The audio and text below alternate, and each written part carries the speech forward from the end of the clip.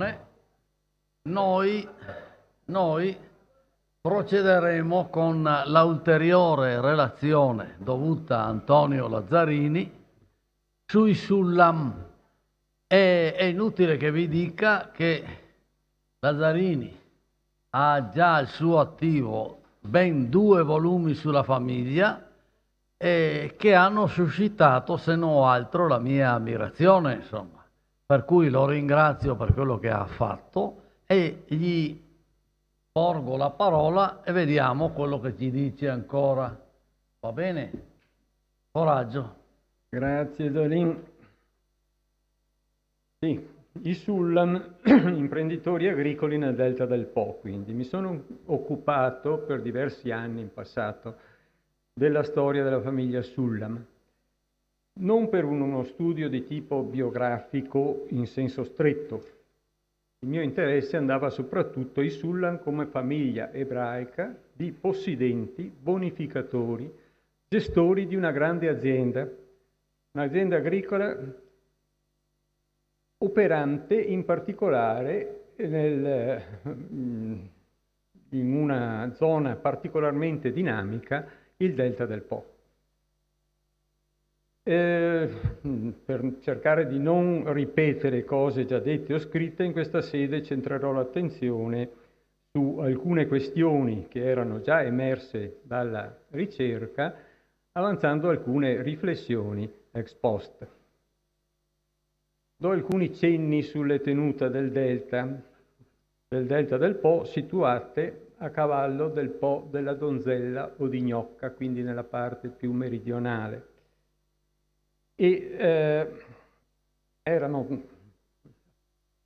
tenute di vario tipo che poi si vengono nel corso dell'Ottocento progressivamente localizzando a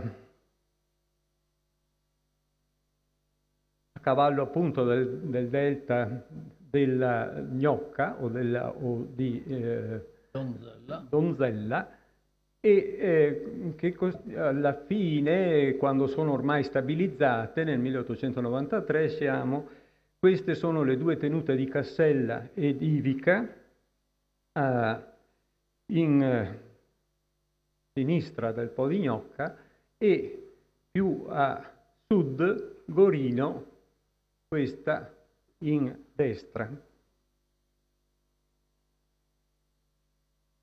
I Sullam partecipano alla corsa all'investimento fondiario di fine Ottocento come tanti altri ebrei, di inizio Ottocento, scusate, come tanti altri ebrei, ma facendo della terra la base della loro fortuna. Non quindi nel ruolo di intermediari, né in quello di semplici percettori di rendita, come altri, ma in quello di imprenditori agricoli. Si collocano fra coloro che gestiscono direttamente le terre per farle fruttare e ricavarne un profitto, anche se questo non avviene sin dall'inizio, ma è una decisione che matura nel tempo secondo un progetto che viene attuato a partire dagli anni 30, dalla seconda metà degli anni 30 dell'Ottocento, quando l'economia veneta comincia a rimettersi in moto, sul versante agricolo come su altri versanti. Con i capitali accumulati a fine Settecento mediante il commercio di strazzerie, ancora una volta, e il prestito di denaro, durante il periodo rivoluzionario Benedetto Sullam comincia acquisti di case a Venezia per indirizzare poi questi acquisti, dopo il ritorno di Napoleone, prevalentemente verso terreni agricoli in terraferma. A partire dal 1818 la famiglia comincia le acquisizioni delle terre nuove nel delta del Po, dove proseguiranno gli acquisti, in parte assieme ai Ravenna di Adia, a Felice Ravenna di Adria, e a cavallo appunto del ramo della Gnocca e della Donzella, dove vengono alla fine a stabilizzarsi. E qui piantano le loro grandi aziende agricole. Si tratta di terre nuove, sono terre realmente nuove, terreni che emergono progressivamente dalle acque a causa delle sedimentazioni portate dai rami del delta del fiume, specie dopo il taglio di Porto Viro a inizio 600, quando il Po viene deviato verso sud da parte di Venezia, per varie ragioni. Sono terreni posti in vendita dallo Stato prima ancora che si formino come terreni. Le fonti parlano di alluvioni di Po nuovissime o anche di vendite di onde di mare. Vendite di onde di mare. Ecco alcune immagini che documentano l'espansione dell'aggetto del delta. 1834, 1711, 1767, e qui possiamo fare il confronto fra diverse epoche, cioè dal 1603 la prima, lo vedete chiaramente, tutta questa parte si forma successivamente 1735, 1793, 1836. Vedete che le terre sono effettivamente nuove. I terreni sono stati posti all'incanto dai savi ed esecutori alle acque man mano che cominciavano ad affiorare in seguito all'avanzamento nel mare delle deiezioni portate dal fiume lungo i rami di foce. I lotti venivano acquistati in genere da patrizi, sono rimasti in zona spesso i toponimi, Catiepolo, Capisani, Cafarsetti, Cavainier, Cadolfin, Casugliani, eccetera. Ma progressivamente poi passano in mani borghesi. E i borghesi sono gli acquisti successivi che avvengono durante l'Ottocento. Si tratta di terre vallive, paludose o semipaludose, che danno scarsi prodotti derivanti dal pascolo e dalla raccolta della canna palustre, ma che con interventi di un certo rilievo in arginatura e sistemazione del terreno possono essere messe a risaia stabile, iniziando in questo modo una prima forma di bonifica, riducendo, tramite la coltivazione a risaia, la salinità dei terreni e quindi preparandoli alle colture in asciutto che possono venire successivamente. L'impianto di alcune risaie è già iniziato prima della caduta della Repubblica, ad opera dei possedenti patrizi. Non tutti i patrizi erano assenteisti, anche questo era un po' un luogo comune che ritorna. Ci sono dei patrizi che investono fanno investimenti produttivi, ma di una vera e propria febbre del riso, come viene definita, si può parlare soltanto dopo il 1830, quando l'economia del Veneto si rimette, come dicevo prima, in movimento. E in questo periodo si assiste a una espansione molto rapida della risaia. Anche qui alcune tappe, ho segnato in rosso le risaie, i terreni adibiti a risaia, 1812, 1833, 1868, 1900. Ma è un'espansione segnata da gravi crisi molto gravi, sia per le ricorrenti inondazioni con rottura degli argini, allagamento di terreni, distruzione di raccolti, come già nel 1839, quando la cucione congiunta delle piene del Po e delle mareggiate smantellano le arginature appena erette da Giuseppe Sullame e Felice Ravenna e costringono a rifare tutto da capo. Ma crisi dovute anche alla diminuzione delle rese, dei rendimenti unitari, già negli anni 60, dovuta all'esaurimento del suolo. Si tratta di risaia stabile, non avvicendata, e quindi i principi nutritivi del suolo si esauriscono coltivati soltanto a riso.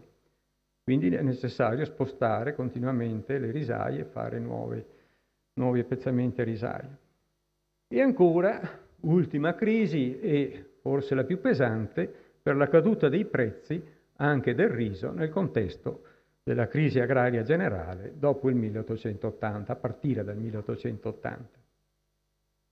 Molte aziende falliscono, ma i Sullam riescono a superare le crisi. Riescono a superarle mediante l'uso di fertilizzanti, per fosfato in particolare, che fa aumentare notevolmente le rese unitarie, attraverso la selezione delle sementi, con la scelta delle varietà di riso più richieste dal mercato, e attraverso soprattutto la meccanizzazione, macchine agricole di vario tipo, ma soprattutto mosse dalla locomobile a vapore. Ecco una lanza, che è l'elemento di trasformazione, l'elemento chiave di trasformazione dell'agricoltura a partire dagli anni 60 dell'Ottocento. Perché in particolare nel Delta queste macchine servono, queste locomobili a vapore, servono sia per muovere le idrovore, per realizzare l'irrigazione delle risaie e il loro asciugamento ai tempi necessari, sia per azionare le macchine, soprattutto i trebbiatoi. Prima occorrevano i balli di cavalli sull'aia che duravano anche molto tempo per trebbiare il riso.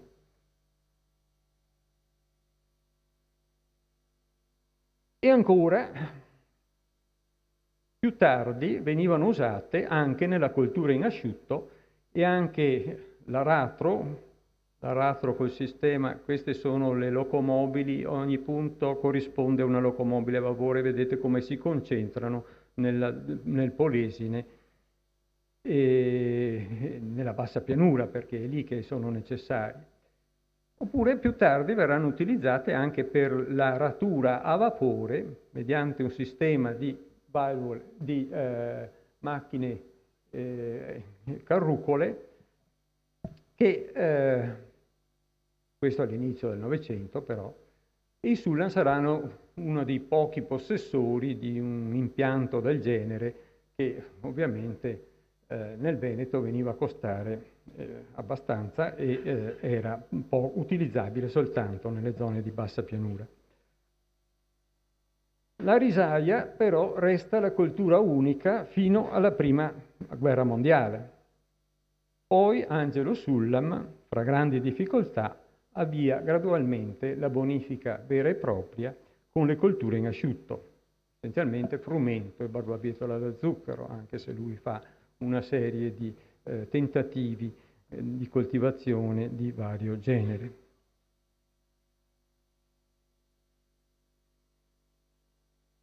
In questa lunga e accidentata vicenda assumono particolare importanza alcuni fattori di contesto. Anzitutto il contesto politico-istituzionale. È quello della nuova fase storica apertasi col periodo rivoluzionario napoleonico. È in questo periodo che si pongono alcune delle condizioni essenziali per un qualsiasi sviluppo successivo. E mi riferisco a tutti quei fattori prevalentemente di natura legislativa e istituzionale che vengono a smuovere una situazione per tanti versi bloccata, e cioè la soppressione degli innumerevoli vincoli posti alla commercializzazione della terra mediante l'abolizione dei fideicommessi e il radicale ridimensionamento della manomorte ecclesiastica, che in parte era già iniziata con la Repubblica, ma in misura molto meno rilevante, come Zalin ben sa. La redistribuzione massiccia della proprietà fondiaria, con accesso alla terra da parte di forze economiche in ascesa, fra cui appunto la componente ebraica, che si rivelerà particolarmente attiva. La crisi politica della classe dirigente veneziana, che accelera quella economica già iniziata e porta alla ribalta nuove categorie sociali più dinamiche. L'avvio in epoca napoleonica del catasto particellare, poi portato avanti dall'Austria, base necessaria di un sistema fiscale moderno. Ancora, una legislazione moderna introdotta assieme a un apparato amministrativo centralizzato e gerarchizzato, almeno in alcuni settori, come ad esempio quelli importantissimi delle acque, delle strade, dei boschi, eccetera. Questi sono indubbiamente fra i principali fattori che stanno alla base del processo di modernizzazione dell'agricoltura, soprattutto nelle aree di bassa pianura. Gli effetti di maggior portata non si manifestano immediatamente, ma certo vengono poste le basi, in questo periodo, le premesse di un futuro mutamento. In secondo luogo assume importanza il fattore economico-sociale.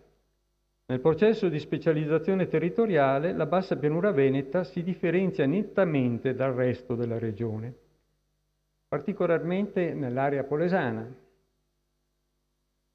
Si caratterizza per un'agricoltura connotata da grandi e medie proprietà terriere, conduzione diretta o affitto, che si vanno orientando in senso capitalistico, mediante l'impiego consistente di capitali, l'introduzione di macchine, come dicevamo, l'espansione del bracciantato, la nascita e lo sviluppo dei movimenti sindacali e politici di ispirazione socialista verso la fine dell'Ottocento e l'inizio del Novecento. Fondamentale è anche lo specifico contesto territoriale qui, territoriale e ambientale, che è quello del Delta del Po, zona di confine, dicevamo, fra terra e mare, territorio di formazione recente e area di bonifica per eccellenza. È il luogo dove vengono acquisite le terre e viene impiantata l'azienda di Sullam, ma va considerato nel suo rapporto, anche per altri proprietari, con la città di Venezia, da dove vengono i capitali e la capacità imprenditoriale. In questi contesti, che fra loro sono interagenti, naturalmente si vivono e si muovono i Sullam. Certo, lo studio di una famiglia o di un'azienda non consente generalizzazioni, però da esso emergono alcuni tratti della nuova borghesia che si viene affermando nel Veneto nel corso dell'Ottocento e della borghesia ebraica in particolare. Mi limito all'indicazione di alcuni di questi tratti. Il ruolo rilevante, anzitutto, che viene attribuito alla proprietà della terra. E questo è un elemento importante sotto la cui insegna si realizza l'integrazione di diverse componenti della nuova classe sociale egemone nel Veneto dell'Ottocento. Anche se differenti possono essere le utilizzazioni dei fondi acquisiti e la funzione che svolgono le diverse strategie familiari e individuali. Per i Sullam, in particolare, l'essere proprietari si configura come essere bonificatori, in particolare risicoltori. I Sullam, cioè, incarnano più di altri i bonificatori privati, che vedono il Basso Veneto come una frontiera. John Stuart MacDonald ha visto addirittura analogie col Far West americano, la frontiera. Bonificatori privati sui quali si costruirà poi, successivamente, il mito dei pionieri, degli artefici della redenzione dalle acque, gli artefici del riscatto delle paludi, della colonizzazione di terre nuove. Ma questo impianto ideologico verrà costruito in gran parte più avanti, e cioè nel Novecento, nel corso del fascismo in particolare. I Sullam non idealizzeranno questo ruolo e si muoveranno in maniera molto concreta, pur nella consapevolezza di essere essi i bonificatori, risicoltori, ma senza teorizzazioni. Ancora un altro tratto della borghesia veneta, il particolare dinamismo che si manifesta prima con gli acquisti immobiliari, sia sul mercato di beni nazionali ma anche sul mercato libero, e che arrivano soprattutto dopo aver accumulato, come dicevo prima, denaro, ma anche crediti, cioè queste terre che assumono, non queste naturalmente, ma altre terre, appartenevano a famiglie patrizie che si erano indebitate e che davano la garanzia sulla terra, per cui l'arricchimento avviene anche in gran parte attraverso il credito.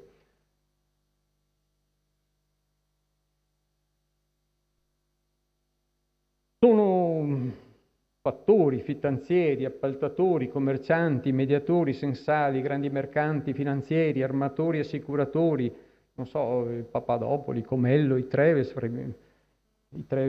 gli ebrei, e anche qualche nobile veneziano sopravvissuto alla crisi, Giacomelli, Erizzo. Fra tutti costoro, certo, si può individuare una componente ebraica che si rivela particolarmente attiva, anche se per molti aspetti non si differenzia dal resto della borghesia e di una parte della nobiltà, quasi sempre nobiltà recente del resto. Poi, per alcuni di questi, come Treves fra i grandi, Sullan fra i medi, ma anche restando a Venezia i Lattis, a partire dagli anni 30-40 il dinamismo si manifesta con investimenti produttivi, volti a realizzare miglioramenti agrari significativi con la bonifica e la conduzione di vaste aziende. Anche i Lattis si impegnano nella zona di Altino nella bonifica e nell'impianto di risaie, in particolare nel periodo della corsa al riso. Un altro tratto della nuova borghesia che possiamo individuare è l'assunzione di abitudini e comportamenti propri dell'aristocrazia veneziana. Per esempio la fraterna, cioè la comunione di beni fra i figli maschi dopo la morte del padre, anche se non vivono più insieme, e questo si perpetua nel corso dell'Ottocento anche fra i Sullam. Poi l'acquisizione di 2 palazzi veneziani, uno sul Canal Grande, Palazzo Fontana Rezzonico, che avranno attraverso i Levi, e vicino alla Cadoro, e un altro in campo Santa Maria Formosa, il Palazzo Donà, per i 2 rami della famiglia, come nelle famiglie nobili veneziane. Vengono distinti in base alla residenza, i Sullam di San Felice e i Sullam di Santa Maria Formosa. Questo avviene nella seconda metà del secolo, dopo l'uscita dal ghetto, dove occupavano 2 appartamenti in Campiello delle Scuole, confinanti con la scuola spagnola al 6° e al 7° piano. Quindi la scuola spagnola è quella a sinistra, credo che sia quella la casa che abitavano. 2 appartamenti modesti. E civico 1150 di Canareggio. E dopo che si erano spostati nelle vicinanze, come si rilevava già ieri, che gli ebrei si spostano nelle vicinanze del ghetto dopo l'apertura del ghetto, e cioè nelle zone di Rio Terra San Leonardo, San Geremia, eccetera. Per la villeggiatura estiva hanno una villa a Spinea, come i nobili veneziani. Una villa, dovrebbe essere questa, che non è una grande villa naturalmente, è una villa, un casino dominicale viene definito nelle fonti, mentre la casa padronale della tenuta, in particolare quella di Ivica, viene chiamata palazzo, ma è una casa padronale. Questa poi è non so se sia una ricostruzione della seconda metà dell'Ottocento, più tarda, no?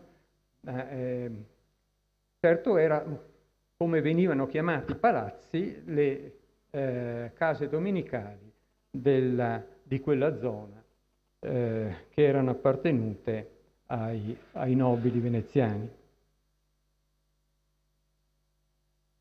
E ancora comportamenti propri dell'aristocrazia veneziana anche con la conservazione di rapporti di produzione e dei rapporti sociali tradizionali. Cioè i lavoratori sono braccianti obbligati o semi-obbligati, non veri e propri avventizi in questa zona. La risaia è campeggiata, cioè suddivisa in piccoli lotti fra le famiglie dei coltivatori, siano obbligati o semi-obbligati. Si perpetua il sistema delle sovvenzioni o anticipazioni alle famiglie coloniche, e il controllo sociale resta largamente ispirato a forme di tipo paternalistico. Ma tutto questo naturalmente con l'aggiornamento ai canoni della borghesia ottocentesca e quindi puntando sulla massimizzazione della produzione e del reddito, che viene posta al centro come obiettivo principale, e d'altro lato sulla generalizzazione del controllo del territorio e l'irrigidimento di quello del controllo della popolazione, esteso il controllo della popolazione ad ambiti nuovi come per esempio quello elettorale. Scrivono alla gente: prendi Tizio, Caio, Sempronio che sanno scrivere, portali, mettili in barca, portali a Porto Tolle a votare per Tizio, che va bene, a noi va bene. Ancora emerge una certa... Quanto ho? Io devo andare via, tu stai qua. Vabbè. Ioli, vieni qua, Doratini, qua che mi sostituisci, che devo andare. Tanto vai avanti tu, dai. Sì.